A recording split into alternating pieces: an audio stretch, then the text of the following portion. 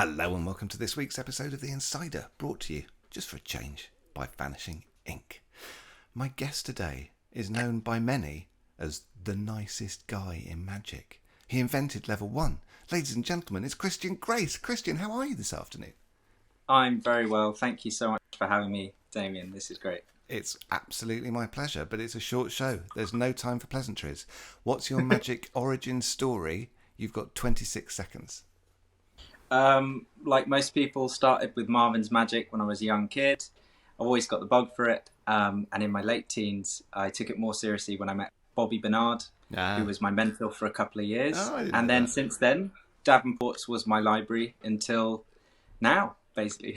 And well, not Davenport's now, it's closed. But since then, just couldn't get out of magic. Love it too much. For listeners, possibly in America, could you explain who Bobby Bernard was? Because all the English magicians will know, but the Americans might not know. So I met Bobby Bernard at the Magic Circle Centenary celebrations. So I didn't actually know much about him when I met him there. He was just an old man looking over his glasses and judging my technique. But he is a pillar in British magic. He was very skilled at coin magic specifically. And sort of our generation reflects on Bobby as one of the mentors of quite a lot of the people now. I mean, he mentored a lot of people. Did. Mark Oberon, Justin Heim, I think at one point Ben L. I'm not sure, you got to ask Ben if that's true, but I believe he mentioned Ben. So yeah, he's a staple of British magic. We first met several years ago when the mysterious George called me over to see you do what is now known as level 1 at the session, and you made me feel like a kid.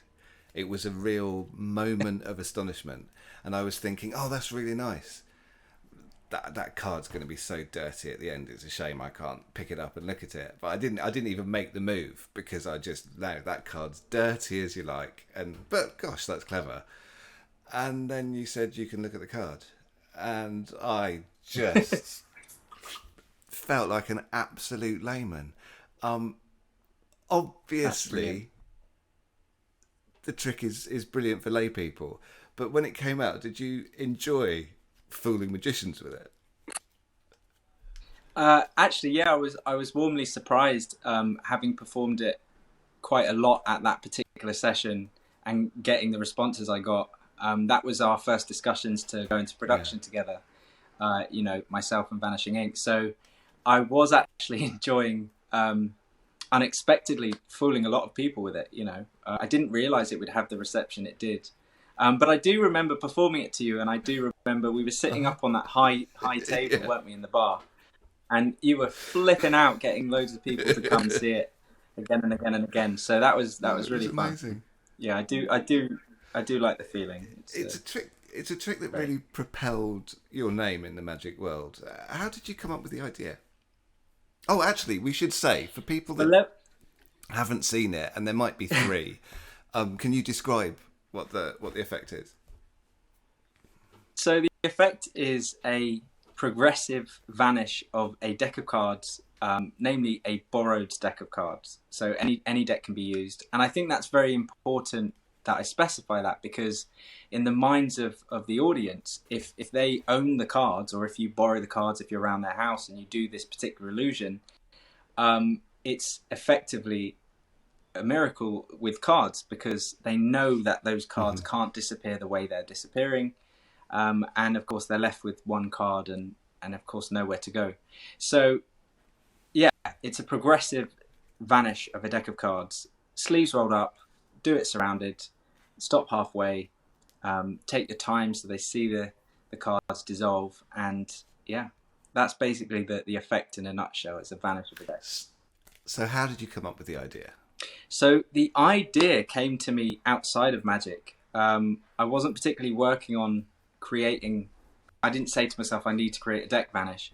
I was helping renovate my sister's flat, and we were putting down floorboards, and I noticed something very interesting. Before we laid the floorboards, we were stacking them horizontally, and vertically. So I realized, for those of you that know the method about level one, when a flat piece of wood essentially is turned on its side, it looks like half of what it is. And so that triggered my brain into realizing, just with the idea or concept of rotation, you can create an illusion of cards disappearing. And then, of course, like for those that know the actual method, because there's more to it than that, you get a wonderful perspective around the deck as well. So it's not just like a flap, on one side. They see the thickness of the deck throughout, or that at least they remember seeing seemingly all around the deck as well, throughout the Vanish. So that was the kind of breakthrough moment, which is a weird one, because I usually sit down and I create magic with a goal in mind, with an effect in mind, whereas this just came out of nowhere. Inspiration just hit me from seeing something, observing something, and then applying it to magic. So what percentage is your sister on? Oh, I treat her all the time. The flat's still not made. What was prototyping it like? How many iterations did you go through? Can you remember? Yeah, I have all of them. In fact, I sent an image lining them up. It looks like the evolution of a weird stick. I don't know. So there were 6 different concepts. There were 6 different versions. But within each of those versions, I tweaked certain things. And yeah, six different stages of development to get it to where it needed to be, which is crazy when you look at the finished product, because you think, well, this is easy, this is simple. Yeah. But people just don't understand the amount of care and work and effort and tweaking. And, there were so many different elements to creating that to make it look and feel like the real thing, which is, aesthetically is what I was aiming for. Yeah, because there's that moment with some of the handlings that you do where they can run their fingers along the cards, where they and can it feel feels... the card. Exactly. Yeah, that was once the concept was there, it was a case of refining it so that it was as natural and normal as it needed to be. Sure. And it was so hard to find the right material and the right process to get to that point, having tried different types of wood, rubbers and plastics, and actually in the first instance it was paper. So I really had to work to get it to where it had to be at the end. But I'm so happy with it, and I'm happy to say that it still sells and people still enjoy it and use it, and I'm delighted. Obviously, it's a great feeling. What comes first for you? A method, a move, a plot? It's not a one way thing. Like I've just described, I got inspiration from outside of magic, and sometimes that happens. Other times I'm working with an effect in mind, and I don't have a method. Sometimes I have a method, but something's not right, and I need to change it and develop it. And I think the overarching thing that links all of these things together is problem solving. Right. It's always my approach is to look at it and try and see where there's problems and see how to solve them.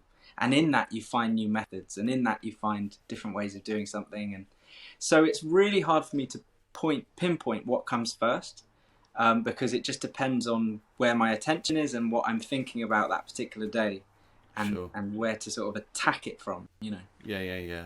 But I do fantasize about the effect. So I do say to myself, I'd love to be able to have someone think of a card and then it vanish from between their hands. And then, I do think, wow, that would be just such a cool thing. And then I work from that and find out what I can do to make that happen, Sure. So, yeah, different days, different approaches. Fair. I don't think there's one way for anything, really. You and your chums, like Mealing and that Andy Frost, I like that kind of cool kids of Instagram.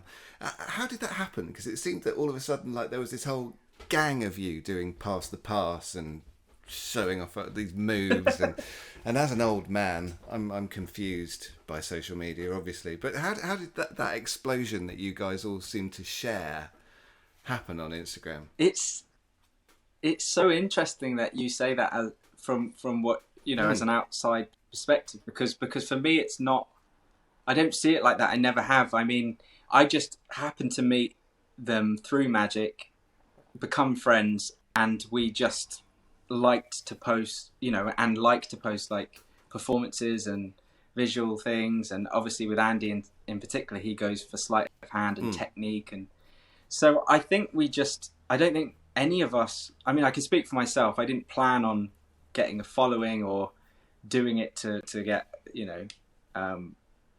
for anything other than the love for Magic and sharing Magic in the first place. But I will say that Instagram was the place that brought us together.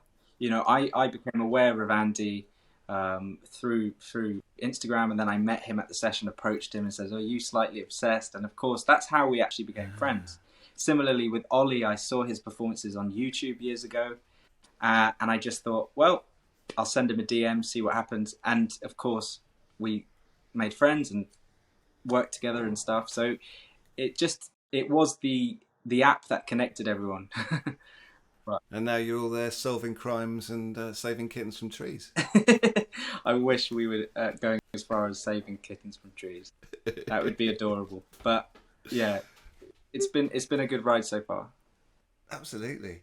Now you've also, not that recently, but launched your monthly membership thingamajig. Tell us about that. That's right. Whilst you sip from your coffee. Oh, actually, yeah. Just before we came on, this triggered it.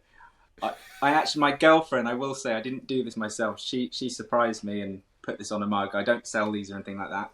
It's just there to remind myself, oh yes, I need to work on some new Magic. No, Magic Monthly is a membership that I run. It's a private membership. Anyone who loves card Magic is welcome to check it out.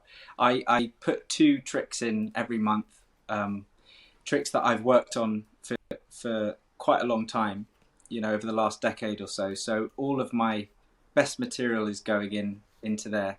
And it's just been a passion project really during this lockdown to give me something to focus on and a way of expressing myself magically, and it's also one of those wonderful things that allows me to refine what I'm doing myself and practice. And yeah, I found it's such a wonderful exercise to have things to work towards and deadlines to meet and things like that. So that's how it came about, just figuring out something to do during this past lockdown, and then it growing, and happy to say that I've got several members there and they love what's happening and love to spread the word as well. So it's called Magic Monthly and it's on my Instagram. There's a link in my bio if anyone wants to have a look. What level is it aimed at? I'd say anyone with a basic foundation of card Magic. It is necessary to understand certain aspects, but not every trick is technical. Sometimes I've looked at existing principles and I've added things to them or changed them in ways that help to sometimes make the Magic more fooling or more impactful.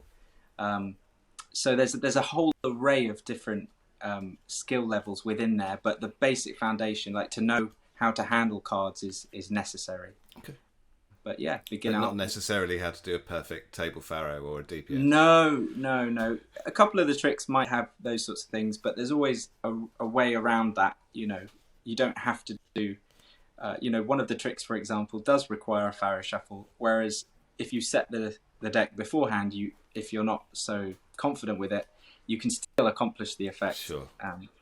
But yeah, it's a good point. It's for everyone. For everyone, yeah. You love jazz, and we share a love for the amazing pianist Brad Mehldau. Do you think there are similarities between jazz and Magic? Absolutely, yeah. Having studied jazz at uni, and of course privately in my own time just exploring Magic, I think the improvisational aspect is parallel. When you're in the middle of a performance and something unexpected happens and you have to react to it, you really have to be aware of the moment and how to respond to your audience, and in terms of interaction or being, ready to save mistakes and things like that. I think there's a lot of similarities I can draw between the two. And I think, improvisational aspect of jazz and Magic is something that I see crosses over quite a lot. It's interesting that you say it about what the audience do, because that's Yeah, almost like what the bass player or drummer may offer you, and then as the pianist or sax player or whatever, how you run with that, but then end up going back to, yeah, say you're doing a standard, going back to the main yeah, theme, you know. yeah, exactly. Yeah. I think, yeah, with that in particular, especially with being a, responding to an audience, it is an awareness that you practice, because a trick, there might be certain technique that you have to Sure. accomplish, a procedure, an order of things, the actual premise, the storyline, how you engage the audience. There's so many different facets that you bring together in the end, that you really have to rise above. Like, you have to put all of the technique into your muscle memory, so it's not something that's at the forefront of your mind. And so once you've worked and practiced at it so far, you start to become a little bit more aware of the outside realm, and once that happens, then you can improvise in ways where you're present with the people that you're performing for. And, I struggle with that, but I mean, it is something you can practice. And I do notice, it's the same type of practice with piano and improvisation in a band as it is to perform magic and to truly react in the moment with people. Okay, so for people that are listening that want to practice, and you've said you absolutely can practice, how do you practice improvising based on audience, what the audience gives you? By performing. Right.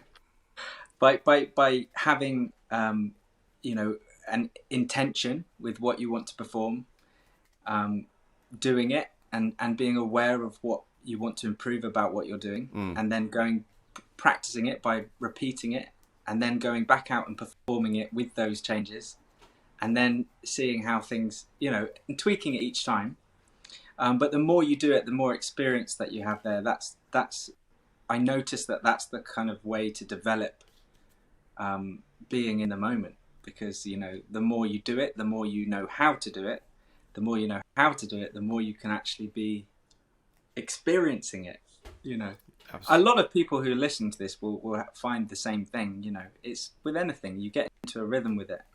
Yeah. So let's talk about your new release, Switch 1. Tell people about the effect. Could you describe it for the listeners, please? Absolutely. Switch 1 is fundamentally a switch. The clue's in the name, right? So the clue's in the name. It's the follow-up to level 1, although the effect is entirely different. So that's just a kind of a brand link, the actual name. But the effect is a prediction effect. So although the technique itself is versatile, so you can change and transform one object into another, you can also use it to imperceptibly switch a card or a piece of paper or whatever it is for another. So therefore it's a prediction effect. So you can seemingly imperceptibly bring information into play, and have like direct miracle hits. Card goes on the table, the card is named, it is the card. They get to keep it. Point A to point B. And whatever you want, however you want to paint that is up to you. But I try to get the most efficient, practical way to place a prediction down and have it match, whatever they say, sort of thing. Now, I remember at the session you showing me just the switch several years ago at 2:00 in the morning in the bar or something. And now it's Awesome. turned more into, obviously you said that you can apply the switch to all sorts of different things, but the package that you get when you buy this from vanishinginkmagic.com is a specific presentation at the moment. There's more like a system that you get. It's a the system. invisible gimmick, the timing force, the steel, the switch, everything. So how did it evolve from you showing me this cool switch on my hand, or maybe even Jen's hand, at the bar at 2:00 in the morning, to this system? Well, the switch is just one, like you say, it's one element in the system. The effect itself, like, there's nothing more desirable for me than to be able to put a prediction out in full view and have it match because like I say, you can present that as anything, like you're influencing them or they're reading your mind, or, you know, I just didn't want any of the faff. I didn't want it to, any unnecessary elements added in to, you know, cloud that effect, you know. So how did it come about? Well, you'll see the main performance of Switch 1 is with a stopwatch, and there's an extra prediction element. So you're predicting 2 bits of information. One is the time it takes someone to generate anything they want, and then it matching as well. So that formed over time, just sort of understanding the necessary beats of the system and how to perform it, and then just tying everything together to make it congruent, and then just working it to death thousands of times. And, you know, it's such fun. It's really great. And it's also so nice having given in the early stages, given it to my friends and them performing it as well, you know, because it's something that is quite relatively easy to understand and perform. But the reactions are just so strong. I mean, it's so delightful. But isn't the Switch tricky? Do you think a double lift is tricky? I do not think a double lift is tricky. At some point, maybe at the beginning of your journey, if I asked you, you'd probably say it was. But you probably don't remember that because you just put a little bit of time into it. And the same thing goes here. I've taught this to my friends, and they've picked it up on the same day. Okay. You know, and some of them not actually as technically gifted. You know, some of them that aren't. My sister, for example, I've taught it to her. She can do it. Okay. And she's not a magician, so I would say it's intermediate in that it needs the initial attention. You need to understand the mechanics. Okay, so I don't know if you're happy to answer this. Okay, go. But just to put it into perspective for listeners that are aware of level 1, I wouldn't say level 1 is tricky, but it's a very specific knack. Yeah? Yeah, that's fair? And so with this, is it a knack, or is it just a technical thing that you practice a bit and then you'll be able to do? Do you know what I mean? Is it a knacky thing, or is it a technical thing? I honestly don't think so. I think it's a technical thing. I think once you understand the mechanics, you can do it. Right. Because there's only one way it can work, and that's the way it works, right? Okay. You know, it's the same every time. Once you understand how it works, you should be able to do it. Okay.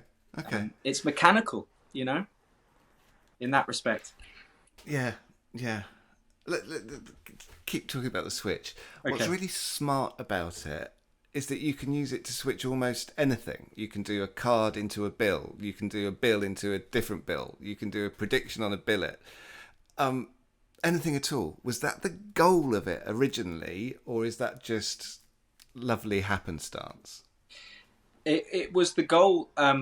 My goal setting out was to have a prediction match. So it wasn't to transform one thing into another. My goal was to imperceptibly switch a folded piece of paper, be it a playing card or just a billet, right? Without that billet leaving the sight of the spectator at all, and without it looking like a funny move. Yeah. I just wanted it to look like you open up a piece of paper. And so that was my goal. And that was the outs, you know, that was the main goal, is just, I'm opening a piece of paper. So those it's happenstance then that you could change a folded playing card into a bill and it still looks ridiculous. I surprised myself. I just, on a whim, I was doing a bill change, right? This is at Magic Live, okay, in Vegas. I'm there on the stand selling level 1s with the Vanishing ink stand. Copperfield comes over, right? Clang. I'm sweating. Like, I've got to do this thing, you know. Chris Kenner's like, show him the switch, you know. So I'm like put on the spot. And then I did it, you know, with a playing card, and obviously that was well received. And then Chris was like, can you do it with bills? And I was like, oh, yeah, probably. And so that evening, I got some bills, and then I was doing a bill switch. So I wasn't actually even then wasn't changing a card into a bill. I was just thinking, oh, this can be applied to bills, like a folded bill. Yeah. So, bill in lemon or whatever, you could, can I now do this with this, right? And then, and it was seamless. I was like, oh my God, it works exactly the same. And then I was like, oh, I wonder if, and then of course, the first time I did it, it looks like CGI. Yeah, it does. Even myself, just filming myself do it, I couldn't believe it. But it's exactly the same thing. It's not like you have to work extra hard to make that work. It's like once you understand it, it just works. It works with anything, and you can get creative. Torn and restored card. Rip a card, restore it. Yeah.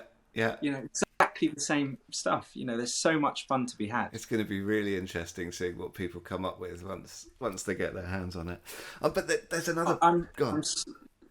I just want to say that I'm super proud about it. I'm super proud of it, because it's not often that one comes up with something that meets the criteria, the intention. It's really hard to hit that. Sure. I have a goal in mind, and I'm always never really getting to the goal. Yeah. I'm always just trying to get there. This, I really believe, has surpassed my expectations, and I'm so proud of it. And I'm so happy to work with Vanishing Ink to bring it to life as well. Well, we are just as happy to work with you, Mr. Grace. The other thing you get in the package from VanishingInkMagic.com is this gimmick. Now, I know we can't really talk about the gimmick, but can you explain how you came up with the idea? I can't remember. I needed the gimmick, right? So I knew what the gimmick was and what it needed to be. And so I commissioned a friend of mine to make one.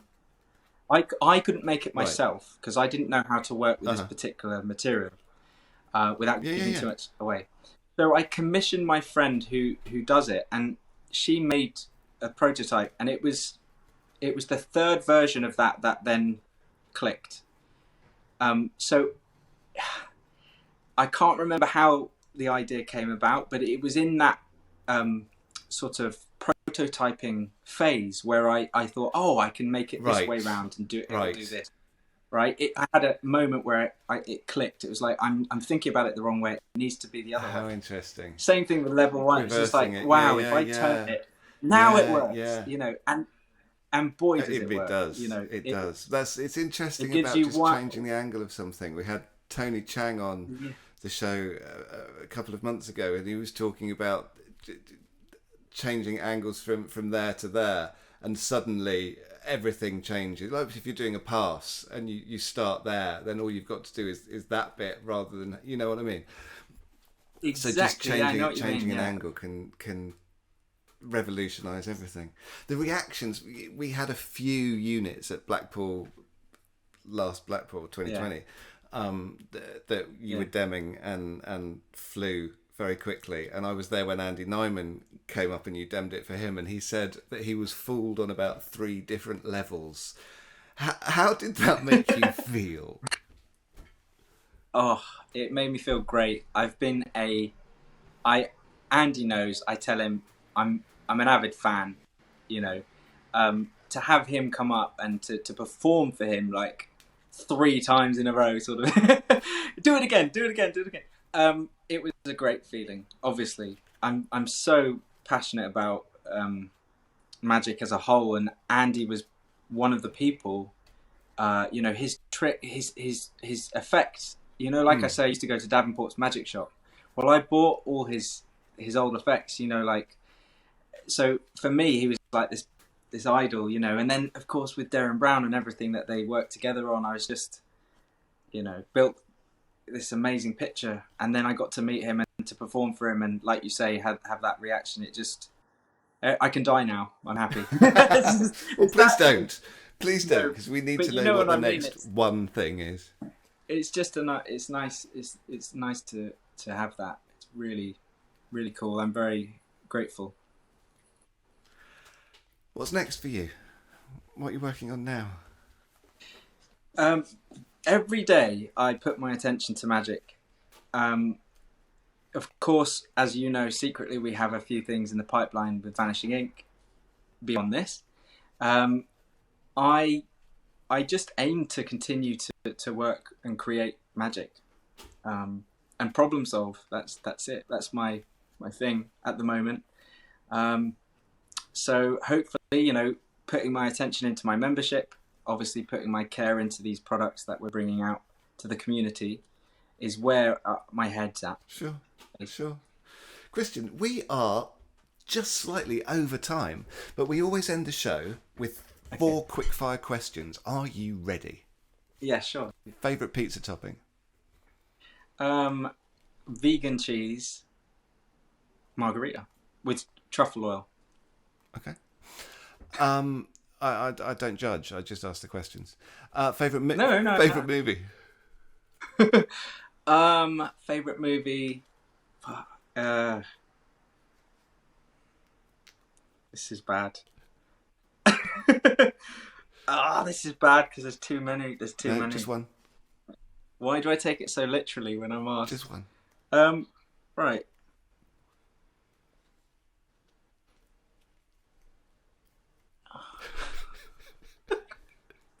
You look genuinely in pain. Because I actually care. I'm like, what is my favourite film? I do love films, by the way. It's not that I can't think of any. No, I can think of too many. Right, okay, I'm going to name one that I've seen recently. I, Origin is a good film that I've seen recently. Favourite person? No, shush, that's it, you're done. Favourite person or people that make music? That make music? Probably, I'm going to say 2. All right. Keith Jarrett and my friend Archie Langley, who's St. Lundy. And finally, who would you rather fight? 1 massive Andy Gladwin or 100 tiny Joshua Jays? 100 tiny Joshua Jays. Oh, there was no hesitation there at all. Yeah, because I'm already planning on putting them in a box and feeding each one. It's just like straight away. I can manage that. That's something I can manage. I'd have a whole system in place. They'd be all around like a cat system, Call them Christian for dinner. Grace, thank you so much for giving us your time this afternoon. I really appreciate it, and I look forward to the world receiving Switch 1 real soon. Do take care. It's lovely to see you. Lovely to see you too. Thanks for having me. All the best.